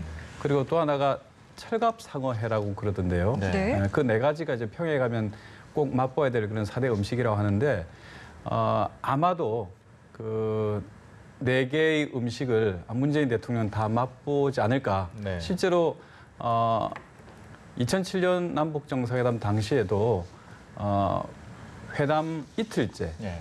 그 노 대통령이 함께 간 전체 수행원들, 예. 공식 수행원 그리고 일반 수행원 그리고 기자단까지 다 초청한 가운데 오찬을 베푼 장소가 바로 옥류관이었습니다. 예. 그렇기 때문에 옥류관은 워낙 널리 알려진 곳이기 때문에 옥류관에는 일정이 반드시 있을 것이라고 생각되고요. 네. 그 외에 대통령께서 평양 주민들이 자주 가는 그런 일반 식당에 가서 식사를 했으면 좋겠다는 말씀을 하셨기 때문에 네. 아마 오늘 만찬은 목란관에서 공식 환영 만찬이 진행될 것이고 네. 내일 만찬을 그런 평양 주민들이 네. 찾는 그런 식당에서 예. 평양 주민들이 즐겨 찾는 그런 음식을 맛보는 기회를 가지지 않을까 그렇게 예상해 볼 수 있습니다. 지금 말씀하시는 중에 지금 뉴스 속보가 저희가 보여드리고 있는데 정상회담이 당초 1시간 30분이 아닌 2시간 동안 오후 3시 45분부터 5시 45분까지 진행이 됐다고 지금 속보가 들어와 있습니다. 예. 정상회담 이렇게 예정보다 이게 사실 좀 이례적이지 않습니까? 시간을 정해놓고 그게 어떤 일종의 국가 간의 약속인데 이렇게 늘어서 했다. 어떤 굿 뉴스냐 배드 뉴스냐. 지금 회담이 잘 됐느냐 안 됐느냐. 좀 어느 쪽에다가 좀 무게추를 놓고 봐야 됩니까? 지금 정상회담 3대 의제 중에서 남북 교리 협력, 대규모 경제 분야를 뺀 사회문화 교리 협력에 대한 합의는 충분히 쉽게 이루어졌을 걸로 생각되고요. 그다음에 군사적 신뢰 구축 부분에 있어서도 네. 기존의 군사 당국자 회담을 통해서 큰 얼개를 만들어뒀거든요. 네. 서해상에서의 어떤 공동 군사적 신뢰 구축 방안에 대해서 우리가 네. 과제로 남아 있었는데 그 부분도 이번에 쉽게 타결은 보기 어렵다 하더라도 향후에 어떤 계속 공동 논의 기구를 만들어서 협의해 나갈 수 있을 걸로 보는데 비해서 결국 문 대통령께서 이번에 올라가시면서 국내외에 공식 천명한 것처럼 비핵화를 촉진해 나가는 것이 이번에 최고의 미션이다라고 말씀을 하셨고 그 부분에 대해서 분명히 무게감이 있었을 것입니다. 다만 그런 국제사회의 우려나 이런 어떤 입장들을 전달해 나감에 있어서 네. 우리가 문 대통령께서 역지사지하는 마음을 갖고 서로를 믿으면서 문제를 풀어나가자고 했는데 김정은 위원장이 과연 어떻게 말했을까 충분히 예상될 수 있는 부분이거든요. 이것은 공동행동 원칙에 의해서 싱가포르 북미 공동선언에 합의한 내용대로 서로 신뢰를 조성해 나가는 노력을 해 나가면서 북미 관계를 새로 열어나가고 비핵화를 해 나가자고 했거든요. 네. 그렇기 때문에 북한의 입장에서는 우리한테 먼저 핵을 포기하라라고 요구하면서 미국 측이 해야 될 또는 국제사회가 해야 될 동시행동 원칙에 따른 어떤 조치들, 군사적 안전보장이라든지 아니면 종전선언이라든지 제재의 완화라든지 이런 부분 없이 우리가 구체적인 행동을 먼저 하기는 상당히 어렵다라고 네. 하는 이런 얘기를 해나가면서 아마 오늘 얘기가 좀 더 길어지지 않았나라고 예측을 하고요. 그것이 이번 정상회담을 뭐 낙관, 비관하기에는 아직 이르고 네. 서로 충분히 이 상황에 대해서 이해의 폭을 넓히는 시간이 아니었나 싶습니다. 예, 이제 한 1분에서 2분 정도 후에는 그 새로운 영상을 저희가 틀어드릴 텐데요. 지금 단독 정상회담의 그 장면들 그리고 노동당사의 표정, 그럼 전경, 김정은 위원장과 악수하고 입장하고 회담장의 그런 모습들을 저희가 대담 중에 나오는 대로 바로 틀어드리고 거기에 대해서 화면을 보면서 설명을 더 이어가도록 하겠습니다. 네, 그리고 또 하나 이제 과거에도 이렇게 정상회담이 좀 예정된 시간보다 좀 초과한 적이 있는지 또 오늘 이렇게 2시간 동안 진행된 것은 어떻게 보시는지도 궁금한데요. 정상회담에서 예정된 시간을 넘겨서 회담이 진행되는 종종 있는 일입니다. 근데 이번 남북 정상회담의 경우에는 우리 서 의원님께서 말씀하셨다시피 이번 평양 방북길의 3대 의제 중에 네. 남북관계 개선 문제와 한반도 긴장 완화 문제 같은 건 이미 실무적인 조율을 통해서 어느 정도 합의의 선이 만들어졌다고 생각됩니다. 네. 하지만 비핵화 문제 같은 경우는 실무적인 선에서 조율할 수 없고 정상 차원에서의 어떤 교감이 와야 되는 부분이거든요. 그런 점에서 문재인 대통령께서 방북하기 전에 무엇보다도 김정은 위원장과 흉금을 터놓은 대화가 중요하다 이런 말을 한 적이 있거든요. 네. 그만큼 이번 정상회담 기간 동안에는 두 정상의 대화 시간이 길면 길수록 결코 나쁘지 않다는 생각이 듭니다. 그 정도로 예. 두 정상의 대화 시간이 많이 확보돼야 서로가 가진 속 깊은 대화를 얘기하면서 네. 역지 사회의 정신을 가질 수 있는 어떤 장이 마련될 수 있다고 생각됩니다. 그런 점에서 과거 2000년, 2007년 정상회담보다 예상컨대 네. 최소 7 내지 8차례의 정상들이 만날 수 있는 네, 네, 지금 잠시만요. 저기가 노동당사죠. 북한 평양의 김정은 위원장의 집무실이 있는 노동당사의 전경을 보고 계십니다. 저기서 남북 정상회담을 지금 진행이 됐다라는 소식들 저희가 전해드리고 있는데요. 네. 노동당사가 지니는 의미 앞서서도 저희가 대담을 통해서 말씀을 드렸는데 다시 한번 좀 짚어보겠습니다. 저기 어떤 곳인지 다시 한번 설명을 해주시죠. 예, 노동당 청사는 위치는 익히 알고 있는 평양의 김일성 광장에 가까운 네. 평양 시내 중심부에 위치한 건물입니다. 김일성 주석 때부터 집무실로 사용했던 공간인데 김일성 주석의 경우는 1977년도에 금수산 의사당을 만들면서 네. 거기로 집무실을 옮기게 됩니다. 그 이후에 김정일 위원장이 집무실로 사용하게 되고 2012년도에 김정은 위원장이 집권하고 난 이후에도 줄곧 일부 개보 소공사를 하고 난 뒤에 예. 집무실로 사용하고 있습니다. 저 하지만 깃발이 저게 인공기가 아니고 저게 조선노동당 깃발인가요? 노동당 기입니다. 그래서 김정일 시대까지는 이 노동당 청사가 외부에 공개된 적이 한 차례도 없습니다. 네.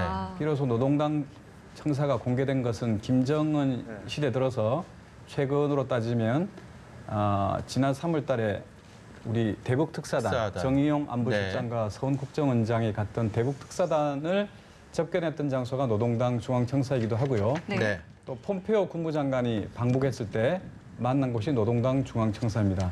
그런 점에서 오늘도 문재인 대통령과의 정상회담이 노동당 중앙청사에서 함으로써 과거에 백화원 초대해서 했던 거와는 전혀 다른 이제 장소라는 점은 예. 아까 말씀드렸던 정상회담의 정상화, 북한의 정상국과도 연결지어서 해석할 수 있습니다.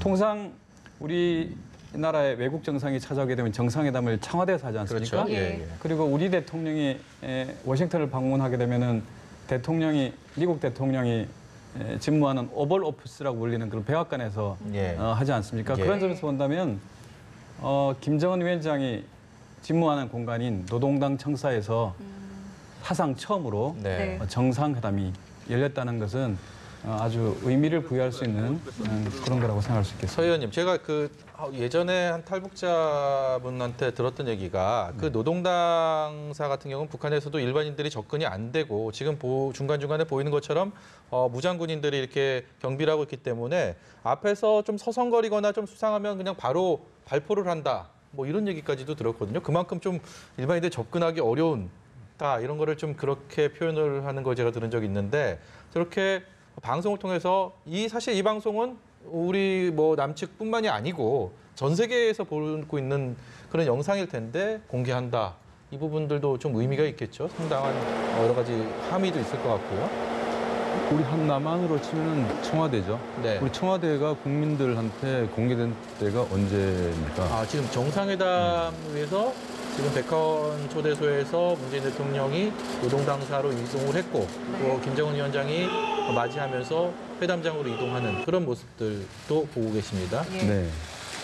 차에서 내리자마자 두 정상이 악수를 했고요.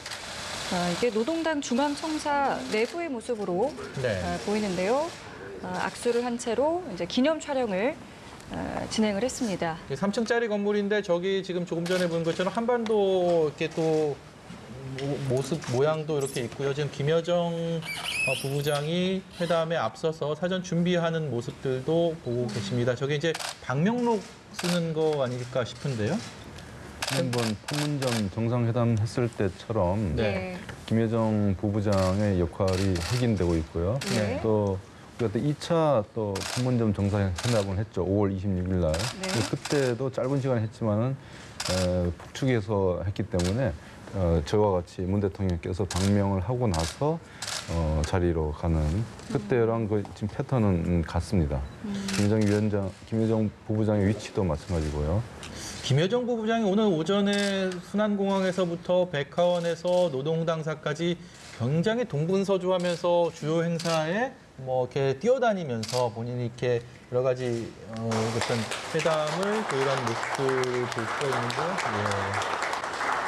방명록을 쓰고 이제 김정은 위원장과 문재인 대통령 서로 악수를 하면서 네. 참 많은 대화를 사전에 이렇게 많이 하고 있는 것 같습니다. 여러 가지 보기에도 굉장히 네. 네, 친근해 평화- 보이는데 평화와 번영으로. 예. 네, 결의 마음은 하나라고 이제 적었습니다. 뭐 여러 가지 또 의미가 담겨 있는 내용일 거라고 생각이 들고요. 이제 서명의 내용까지 저희가 함께 보셨습니다. 평화와 번영으로 결의 결의 마음은 하나. 네. 어떻게 봐야 됩니까, 성 의원님? 네, 그 평화와 번영. 이것은 일관되게 문재인 대통령이 이번 남북 정상회담을 통해서 추구하고자 하는 그런 목표를 네. 집약해서 드러내는 거라고 생각합니다. 평화라고 하는 것은 현재 한국 전쟁이 있고 난 이후에 아직까지 완전히 종전되지 않은 상태, 네. 휴전 상태에서 여전히 적대적인 관계를 유지하고 있는 남북의 관계를 정상화시켜서 평화의 공존체제, 바로 이것이 북미 협상 과정에 나오고 있는 종전선언이라든지 평화협정 문제로 이어지는 것 아니겠습니까? 네. 그 전제가 또 비핵화의 요구라고 할 수 있겠죠. 그런 평화의 토대가 구축되어지고 난 이후에 북한이 세계 무대로 나오게 된다면은 북한의 미래 그리고 남북이 함께하는 한반도의 번영이라는 미래가 비춰질 수 있다라는 그런 지향점을 그런 방명록에 네. 새겨놓은 거라고 해석할 수 있을 것 같습니다. 네, 북측 인사들이 지금 회담장으로 보이는데요. 그건 뭐 배석됐던 인사들은 아니고 지금 회담장, 비어있는 회담장을 지금 보고 계십니다. 역사적인 대화들, 과연 오늘 2시간 30분을 연장해서까지 있었던 그런 대화들 속에 과연 어떤 것들을 서로 공감대를 형성하고 예. 실제로 약속을 하고 이행이 될지 참 관심을 모으고 있습니다. 네. 자, 저희가 계속해서 이 노동당 본부 청사인의 회담장 모습 보여드리고 있습니다. 우리 측 배석자는 서훈 국정원장과 정의용 청와대 국가안보실장이었고요. 이제 북측에서도 2명의 배석자가 나왔는데요. 김여정 노동당 제1부부장 그리고 김영철 노동당 구위원장이 나왔습니다. 회담장에서 그 북측 언론들, 기자들이 또 기다리는 모습들도 보고 계셨는데 어떻습니까? 현장에서 만나는 조선중앙TV나 통신의 기자들, 북측 우리랑은 좀 언론의 어떤 속성이 조금 다르긴다 그렇게 알고 있었는데 어떻습니까? 2007년 백화원 초대소에서 남북 정상회담 장면을 취재할 때도 그렇고 당시 지금 저 모습은요. 네. 그 경제인들 리용남 내각부총리를 만나기 위해서 그 우리 수행원들, 특별 수행원들이 그런 인사를 하고 있는 그런 모습이네요. 저기는 노동당사에서 지금 이루어지는 모습이 아니고 경제인들이 리용남 내각부총리 면담하면서 여러 가지 남북 간의 경제 문제, 경제 협력 이런 부분들에 대한 공감대를 형성하고 또 서로의 또 얘기를 나눠보는 그런 자리들을 지금 사전에 그런 세리머니를 하는 것으로 보입니다. 이번에 지금 오늘 오후에 정상회담하는 그 시간 중에 우리 남측 대표단들은 또 2팀으로 나눠서 이렇게 사회문화 이번 특별수용단은 김영란 상임위원장. 그렇죠. 지금 이재용 네. 부회장과 최태원 회장의 모습이 보이고 있죠. 지금 악수를 하고 있는 맨 왼쪽에 있는 왼쪽입니다. 사람이 지금 북한의 리용남 내각부총리입니다. 이렇게 해서 2팀으로 좀 나왔죠. 리용남 부총리는 최근에 발탁된 경제부총리입니다. 아까 백화원 그 영빈관에서 문 대통령 내외를 맞이했던 사람이 박봉주 내각총리. 네. 지금은 경제인들을 만나는 건 리용남 내각부총리. 이 네. 두 사람이 어떤 북한 경제, 대외 경제를 지금 총괄을 하고 사실상 그 어떤 진두지휘를 하고 있다 이렇게 보면 될까요? 그렇습니다. 네, 박봉주 총리는 지금 총리 중에서는 상당히 오랫동안 지금 그렇죠. 역할을 예. 하고 있고 그만큼 인정을 받고 있다는 것이고 네. 그 가운데서 내각 총리가 그 분야별로 되게 많거든요. 네. 그 중에서 지금 리용남 이 사람이 아마 선임 부총리 또는 경제 정책을 총괄하는 부총리로 지금 판단할 수 있겠습니다. 예.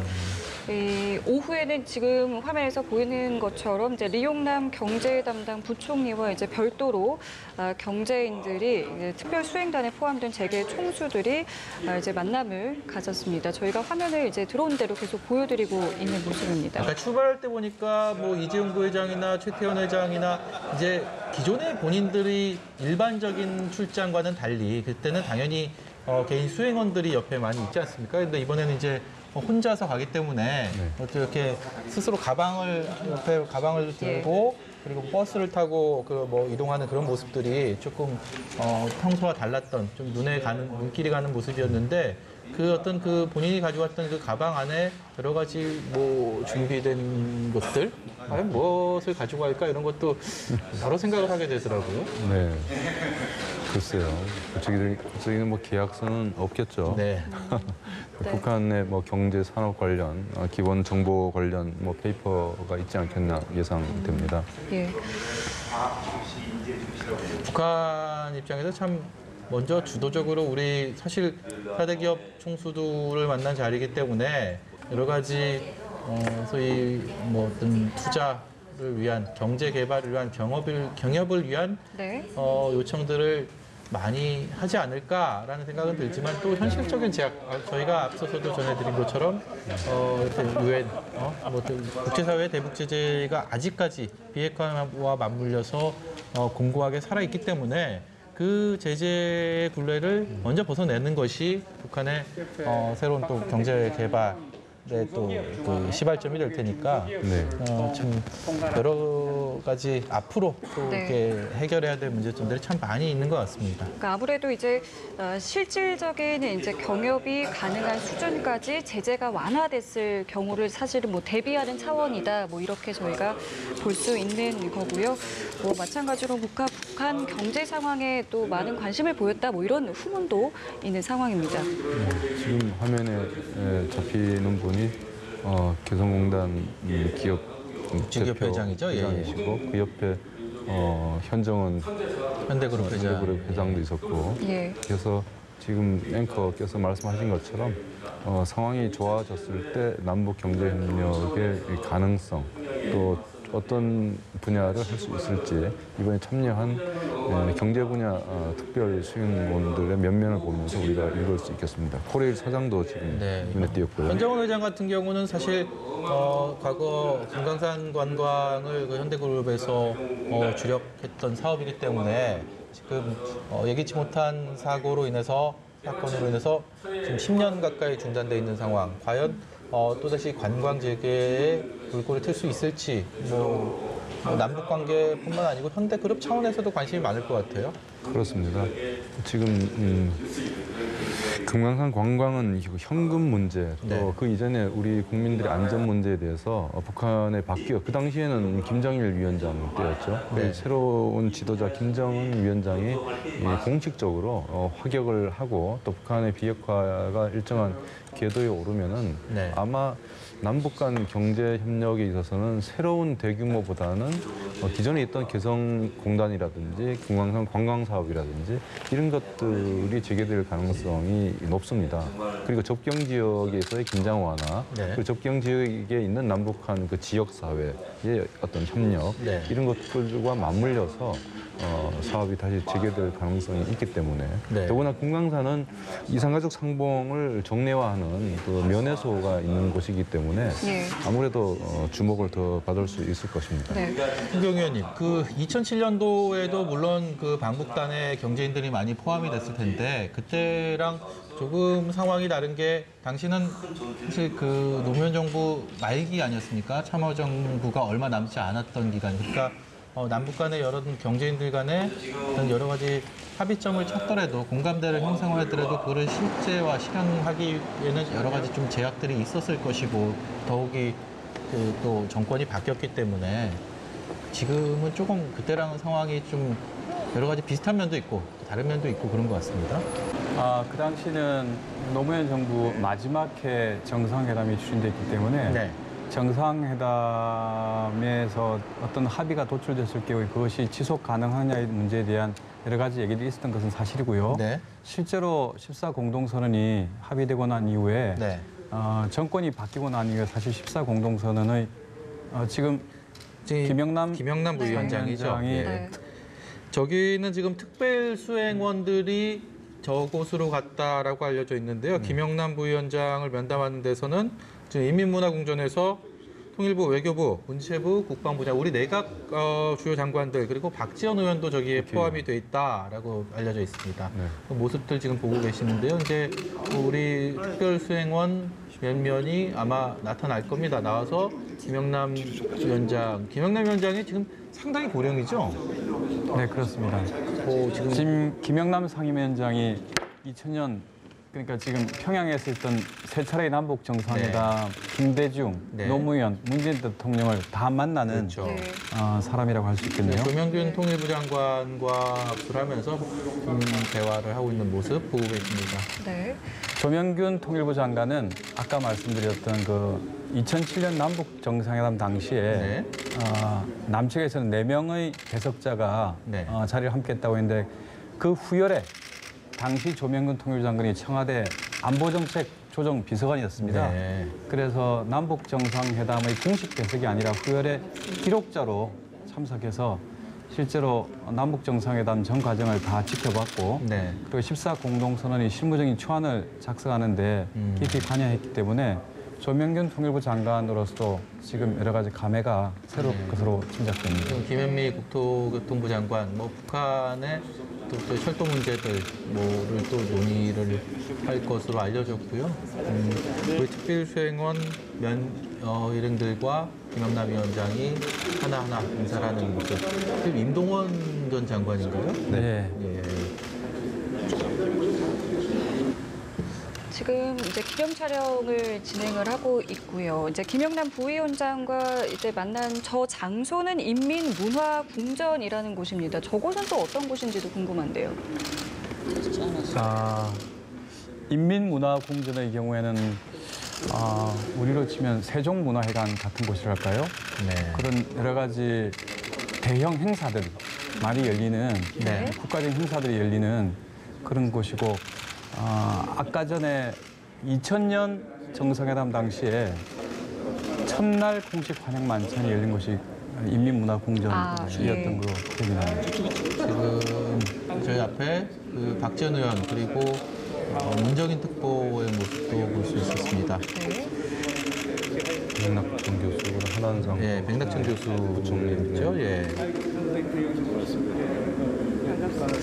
참 저런 그 어떤 남북 관계 최근에 어떤 기류들이 많이 바뀌면서 좀 자주 이제 어떻게 보면 좀 익숙하고 이제 친숙하기까지 한 뭐 그런 분들 그렇게 생각을 하실 것 같아요. 이렇게 그렇죠.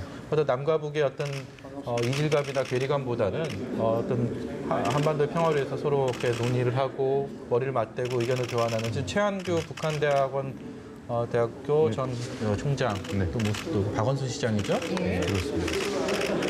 저렇게 박원순 서울시장은 전국 시도 지사 대표 자격으로 네, 지금 저기 참석을 했고 뒤에는 최문순 강원지사의 모습도 보고 계십니다. 네. 서울시장으로서는 지금 박원순 시장이 처음으로 네. 지금 북한 땅을 밟게 되는 겁니다.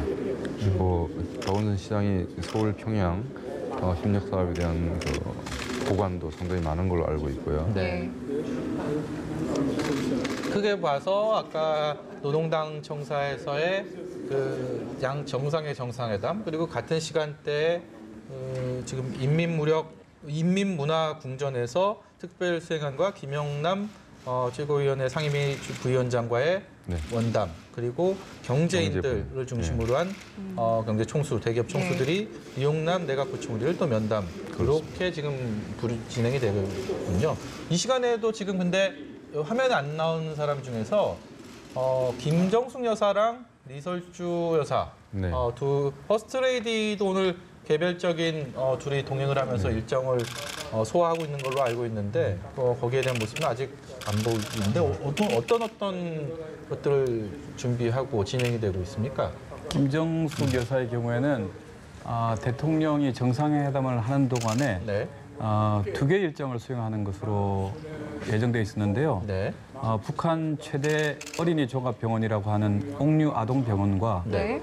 김원균 명칭 음악종합대학을 방문하는 것으로 되어 있습니다. 네. 아무래도 대통령 부인이다 보니 아동 문제 그리고 또 특히 김정숙 여사와 이설주 여사의 공통점이 음악을 했다는 점 아니겠습니까? 그렇죠. 그렇죠. 그런 점에서 당초 청와대 브리핑에 따르면 이설주 여사가 김정숙 여사의 아동병원과 음악종합대학 방문에 함께 할 거라는 얘기를 했기 때문에 네.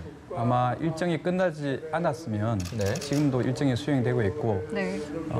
그 자리에 지금 이번에 방북한 김형석 작곡가, 에일리, 네. 지코 네. 등도 함께 동행하는 것으로 지금 계획이 되어 있었습니다. 지금 저희가 지금 보고 있는 저 화면은 시청자 여러분께서 보고 계신 저 화면은 지금 그 북한에서 있는 일은 아닙니다. 그러니까 지금 저희가 정확히 언제라고는 꼭 꼬집어서 말씀드리기는 어렵지만 앞서서 상황들을 봤을 때 대개 한 2시간에서 3시간 정도 뒤에 우리 방송 중계팀을 통해서 나중에 이제 소위 말하는 좀 시간차를 두고 2-3시간 뒤에 있기 때문에 아마 추측을 하건대 정상회담이 시작됐던 그 시점대의 어떤 그 모습이 아닐까라고 생각이 듭니다. 지금쯤이면 아마 이제 만찬 이전에 예술 공연 이런 것들의 행사들이 네. 이행이 되고 있고 저 모습들은 한 2-3시간 전에 그런 모습이 아닐까라는 생각이 듭니다. 예.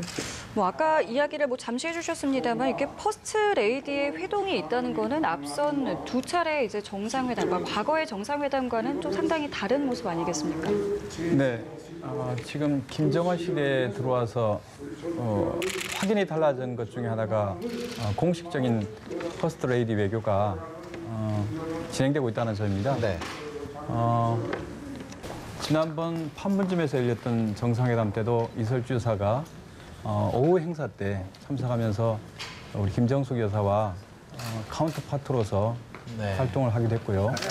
그리고 과거 김정일 위원장의 경우에는 부인이 있었지만 공식 정상 외교장에는 공식적으로 등장한 바가 없었다는 점에서 역시 북한 외교의 정상화라는 차원에서 퍼스트레이디 외교가 진행되고 있다고 볼 수 있겠습니다. 지금 보시는 장면은 시민사회단체 그리고 이번에 방북단에는 종교계 그다음에 노동계 시민사회단체에서도 많이 이렇게 참여를 했는데 김동영 위원장 모습 보이고 계십니다. 지금 민주평통 수석부의장. 예. 그래서 그렇게 시민사회단체에서도 또 이렇게 모임을 하면서 또 남북 간의 어떤 대화를 하는 모습들. 김홍걸 위원장인가요? 네, 민화협 상임회장이시고요. 정리하자면 우리 대통령이 김정은 위원장을 만나는 시간 동안 네. 공식 수행원이지만 정상회담에 참석하지 않았던 분들이 네. 중심으로 김영남 최고인민회의 상임위원장을 만났고 네. 또 경제인들은 이용남 내각부총리를 만났고 또 정당 3당 대표들은 지금 화면 아직 안 나왔습니다만 안동춘 최고인민회의 부의장을 네. 만나고 또 시민사회 대표들은 김영대 사회민정 중앙위원장을 비롯한 그쪽 네. 시민사회 지금 보고 시민사회가 계시는 네, 네. 모습입니다. 사회단체 예. 사회단체 대표들을 만나는 일정을 소화한 걸로 알려지고 있습니다. 네. 네. 그렇게 알려졌던 모습들을 지금 저희가 보고 있습니다. 시민사회 대표들이 김영대 위원장을 면담에 앞서서 환담을 하는 그런 모습들을 보고 계십니다. 네. 앞서 정리를 해주셨습니다만 이제 이게 다각도로 이제 만난다고 해야 될까요? 그러니까 동시에 이제 특별수행단은 이제 김영남 부위원장을 면담을 하고 경제인은 리용남 내각 부총리를 이렇게 만나는 그 장면들이 녹화된 장면들을 저희가 지금 차례로 보여드리고 있습니다. 이것이 이번에 남북 정상회담을 조율해 나가면서 예. 남북이 판문점 선언을 이행하자. 그것을 빠른 속도로 하자. 네. 그것을 보여주고 있는 것이고요. 아마 이번 정상회담이 끝나면은 제재 국면 하에서 남북 관계가 발전해 나갈 수 있는 그 최극단치를 보여줄 수 있을 걸로 예상이 됩니다. 이 시민사회, 경제 그리고 의회 다 각도에서 다 차원에서 남북 경제, 사회 네. 등등에서 교류 협력이 일대 큰 물꼬가 터질 걸로 기대를 하고 있고 이것이 자칫 북한은 비핵화 프로세스와 이제 맞물려지지 않을 경우에는 예. 국내적으로 논란이 있을 수 있습니다만은 김정은 위원장이 이 결단을 내린다 하면은 말 그대로 남북 관계 발전과 비핵화가 선순환하면서 낙관적인 전망을 할 수 있겠습니다. 네. 자, 저희가 앞서 이제 녹화된 장면들을 이제 차례로 좀 보여드렸고요. 이게 지금 있었던 일이 아니라 한 2-3시간 전쯤에 있었던 일이라는 것을 다시 한번 말씀드리겠습니다. 준비된 영상이 한 20분에서 30분 사이에 꽤 많은 영상들이었고 꽤 다양한 모습들이었습니다. 오전처럼 그렇게 역동적인 부분은 아니었지만 그 그림 하나하나, 영상 하나하나가 다 의미가 있는 남북 관계의 어떤 개선에 있어서 한반도 평화에 있어서 다 의미가 있는 그런 모습들 하나하나 보고 계십니다. 앞서서 소개했던 노동당사에서 정상회담을 위해서 문재인 대통령이 이동했던 부분들, 네. 김정은 위원장과 다시 한번 두 손을 잡으면서 예. 회담 장소로 이동하는 모습들 네. 보여드렸습니다. 지금 그리고 보고 계십니다. 네, 기념 촬영하는 모습과 이 이후에 서명하는 모습까지도 저희가 계속해서 보여드렸습니다. 자, 저희가 이렇게 녹화된 영상들을 이제 차례로 보여드리면서 이제 두 분의 전문가와 계속해서 이야기를 나눴고요. 김정은 위원장이 그런 얘기를 했다고 하네요. 미국과 북한의 어떤 상봉 만남으로 주변 정세가 더 안정이 됐고 더 진전이 될 것이다. 이런 얘기를 또 했다고 하니까 여러 가지 희망적인 메시지들이 계속 나오고 있고 네. 정상회담에 대한 결과는 정확히 아직 공식적으로 나온 건 없지만 또 오늘 이어서 내일도 또 정상회담을 이어갈 것이고 네. 이 공동 기자회견으로 이어질 테니까 계속해서 뉴스특보를 통해서 남북 정상회담 관련한 속보 소식들, 네. 자세한 분석들 전해드리도록 하겠습니다. 네, 저희 두 분과의 말씀도 여기서 마무리 짓겠습니다. 지금까지 서보혁 통일연구원 연구위원 그리고 성기홍 연합뉴스 논설위원과 함께 이야기 나눴습니다. 오랜 시간 말씀 고맙습니다. 고맙습니다.